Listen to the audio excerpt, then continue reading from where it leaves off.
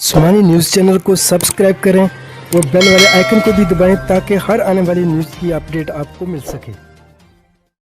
मोइन खकियां कत्ल केस में नामजद मुलज़मा रफ़त बीबी को SHO और जवेद गोहर और उसकी टीम ने गिरफ्तार कर लिया। तफसीलात के मुताबिक आज अली सुबह पुलिस ने रेड करके कातला को हिरासत में ले लिया।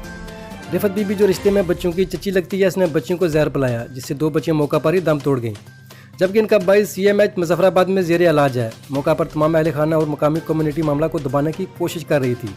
बच्चों के वालिद भी मकतूला को माफ़ कर चुका था, जबकि वालिदा ने माफ़ करने से इनकार कर दिया था।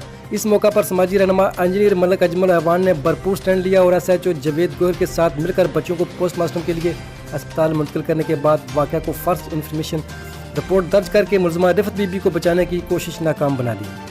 अवामी हलकों ने बर वक्त कार्रवाई करने पर SHO और जवेद गोहर और मलिक अजमल अवान को मुबारकबाद दी। इनका कहना है कि हम वज़ीर आज़म और inspector general police Azad Kashmir से मुतालबा करते हैं कि मामला को शफाफ तहकीकात के कातला को कैफर किरदार तक पहुँचाएँ ताकि माशरे में इंसाफ कायम रह सके।